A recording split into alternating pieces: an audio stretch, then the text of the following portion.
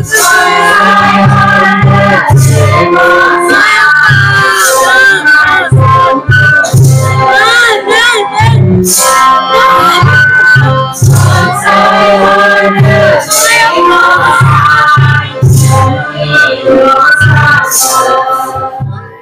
guys, আপোনালোকে নিশ্চয় ছবি দেখি গম পাইছে যে আজি কিহৰ ভিডিঅ' কৰিছে আমাৰ বড়ো সমাজৰ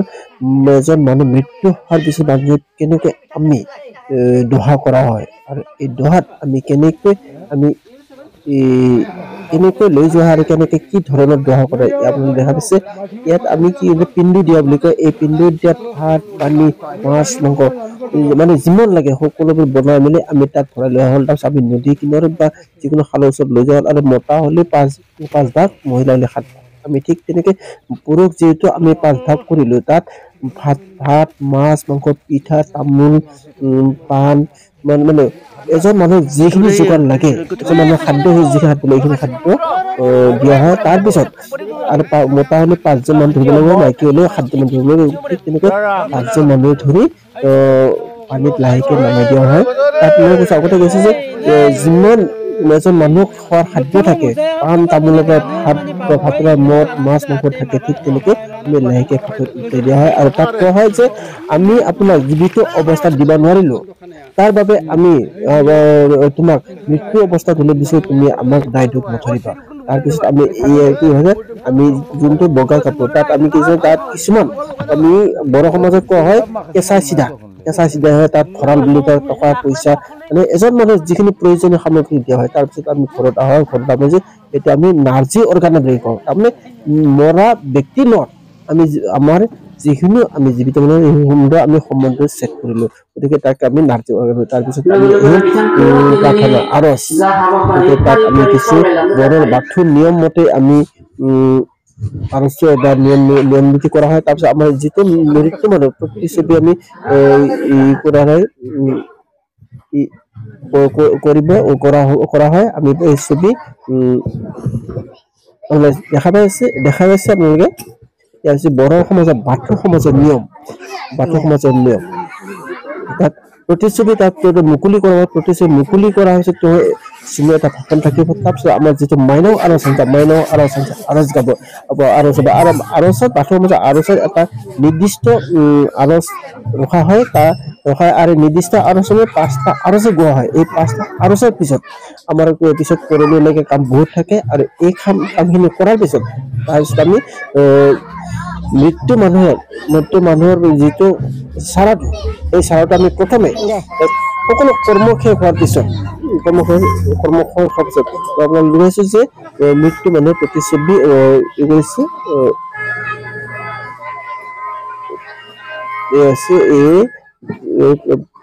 ফটো দেখা পাইছে ফটোখিনি আমি মুকলি কৰা হয় মুকলি হোৱাৰ তাতে ফুল মাল্যৰ্পণ কৰা হ'ল ধূপ দিয়া হ'ল তাৰ পিছতে আমাৰ বাথৌ সমাজৰ আৰজ আৰম্ভ হ'ব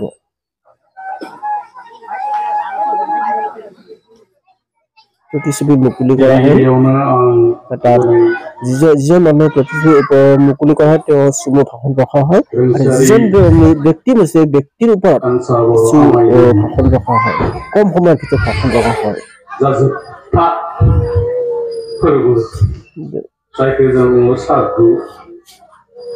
बान्दा आसार होननानै बिथांनिखौ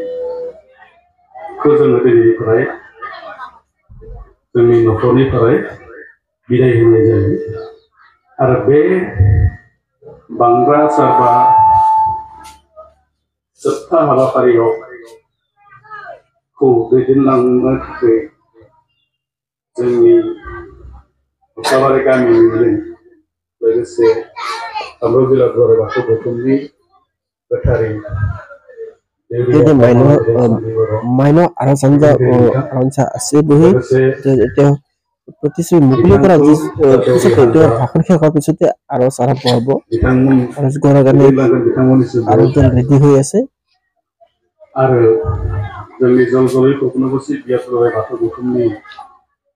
मानागेदेर आफादगिरि नेहाथारिजों बायदिसिना बिबानाव थानाय गोनां सोद्रोमा नोंथांमोन लोगोसे जलजलि कख्लाबारि बियापुर बाथौ गौथुमनिनो आरो सनजा माइनाव आफादगिरि नेहाथारिजों लोगोसे गासै सोद्रोमाफोरनो लोगोसे दिनैनि बे रोंसारि कान्सा बर' आमायनि न'खराव नुजाथिफैनो हानाय दाब दाब गामिनिफ्राय आलासि नोंथांमोन लोगोसे जोंनि আসলে পিছতে আরস আরম্ভ হয়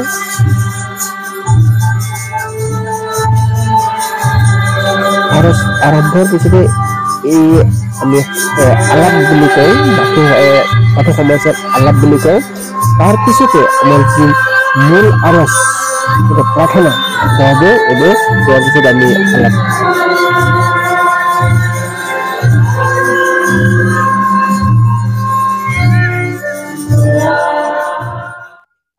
আলাপ হোৱাৰ পিছতে মৃত্যু ব্যক্তিৰ শ্ৰদ্ধা জনাই তেওঁ আত্মশান্ত সদ্গতি লগাৰ বাবে সকলো থিয় হয় 1 ছেকেণ্ড সময় নীৰৱ থিয় হৈ প্ৰাৰ্থনা কৰা হয়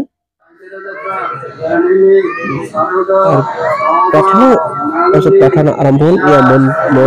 পুৰোহিতে মন্ত্ৰ মাতিলে এটা বাথৌ দৌৰি মন্ত্ৰ কৰিলে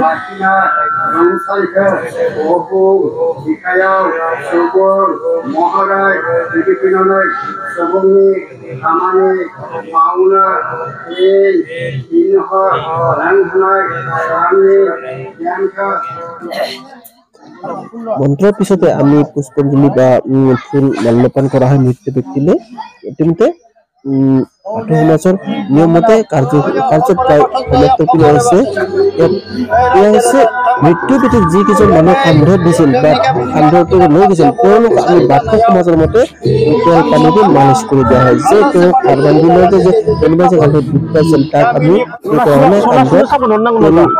তেল পানী দি অলপমান মালিচ দিয়া হয় তাক নাম ধৰা হয়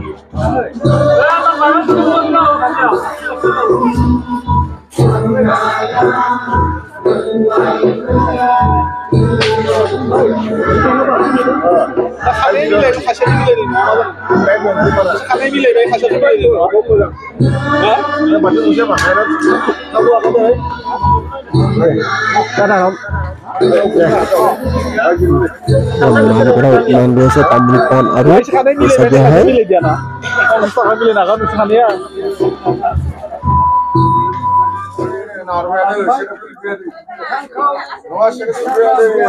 সমাপ্ত হৈছে এবার দান চিতা হবে দান বুলি কয় আমি দান চিতাব লাগে দান চিতাৰ মূল অৰ্থ হৈছে যে মৃত্যু ব্যক্তিজন জীৱিত অৱস্থাত কাৰোবাৰ যি ধাৰ ঋণ লৈছিলে তেওঁ যদি অজান্তে পৰিশোধ কৰিব নোৱাৰিলে বা ঘৰৰ মানুহে নাজানে তেওঁ মৰি গ'ল তাৰ পৰিণাম হিচাপে তাৰ পৰিৱৰ্তে তেওঁ যে স্বৰ্গত বা তেওঁ যে মুক্তি পায় তাৰ বাবে তেওঁৰ নামত আমি চাউল বা পইচা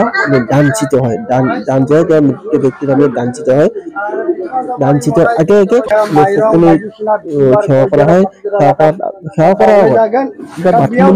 মন্দিৰৰ আগত বা থাপনাৰ আগত আমি মানুহ এজনৰ যিখিনি খাদ্য ভাত পানী মাছ মাংস সকলোকে দি সেৱা জনা হয় তাৰ পিছতে আমি দান চিতাব যিজন মানুহ প্ৰথম কাজ লৈছে দান চিতাই খৰাহিত চাউল থাকিব চাউল ফুল ধূপ পাণ তামোল আৰু কিছু খুচৰা পইচা থাকিব এই খুচৰা পইচা বাথৌৰ নিয়মতে 5 পাক ঘূৰা হয় প্ৰথম পূব চাইডে 5 বাৰ চাউল চিতাব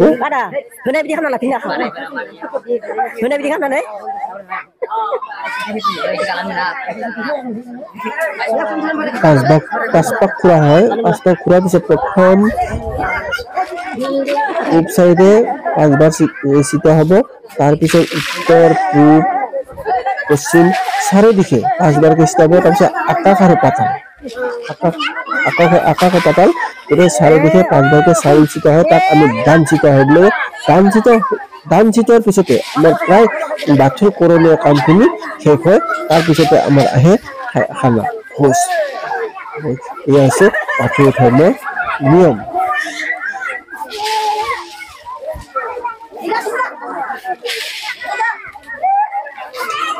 বাথু তোমাৰ ধান চিটত এটা গুণ আছে ধান চিটত আপোনাৰ পইচা খুচৰা পইচা কৰি কাম তামোল থাকে এই পইচা যে ধান চিটত যি পইচা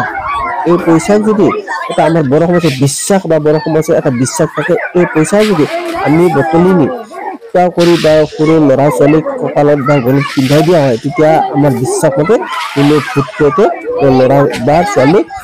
ধৰিব নোৱাৰে বা ধৰিব নোৱাৰে ঠিক তেনেকৈ পইচা বা কৰি হওক তাৰ বাবে এই পইচাখিনি লোৱাৰ কাৰণে মানুহৰ কাৰা যোজা লাগি যায় যে চবকে লাগে এই পইচাখিনি পিছত মানে মোৰ ল'ৰা ছোৱালীক কঁকালত বা গলত পিন্ধাই দিয়াৰ বাবে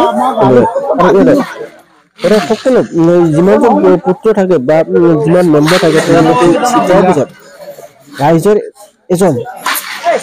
গান চিতা হয় ৰাইজৰ গান চিতা মানে আমি এইটো বুজা হয় যে আজিৰ পৰা তেওঁৰ যি ধাৰ ঋণ পৰিশোধ আছিল তেওঁৰ ল'ৰা ছোৱালীয়ে এজনকে পৰিশোধ কৰিলে বা কোনো ভাগৰ নাই তাৰ বাবে এই দান বাকলে দান চিতা হয় বা দান চিতা হয় তাক আমি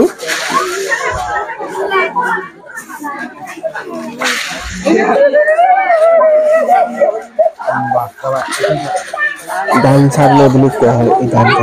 চালে এয়া হৈছে বাথু ধৰ্মৰ নীতি বাথু ধৰ্মৰ নিয়ম তেনেকৈ এজন মানুহ মৰাৰ পিছত বাথু ধৰ্মৰ শ্ৰাদ্ধ ভোজ পতা হয়।